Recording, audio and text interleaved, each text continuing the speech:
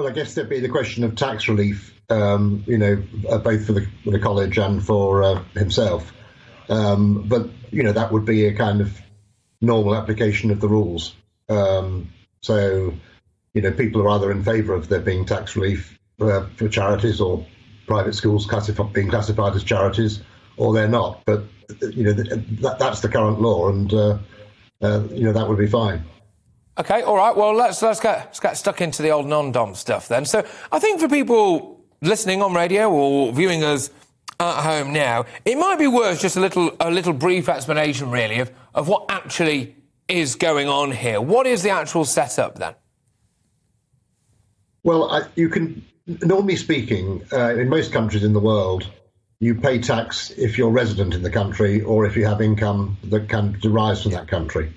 But even if you're resident in the UK, we have these special rules for so-called non-doms. So residence is looking at it like year by year.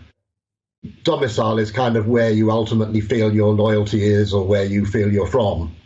And so a number of people, yes, they may be here for a long time, but ultimately they kind of feel they belong somewhere else, and that the domicile concept reflects that.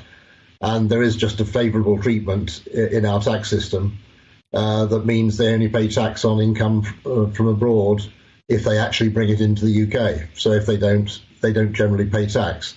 Now that principle's been cut back a bit over the years, and it's all got very complicated, but that's the essence of it. Is this not a bit of a slap in the face to ordinary Brits who are seeing their energy bills go through the roof, the cost of living crisis, fuel, food, everything, frankly, seems to be costing more money, and not everyone is earning more money?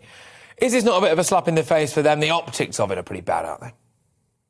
Well, I think probably the issue really is about the rules, whether people accept the rules or not. Successive governments have looked at it. In general, they've tended to kind of roll back a bit on the generosity of the relief.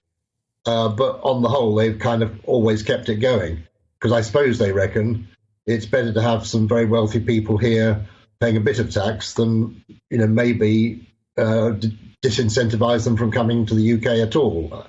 So, but I don't know that public opinion has ever been that comfortable with that judgment, and I don't know that governments have ever put it in those stark terms. That's the judgment they're making. So it's not a kind of tax scheme in that anything he or his wife have dreamt up. It's just benefiting from the way the rules have been and making the claims accordingly.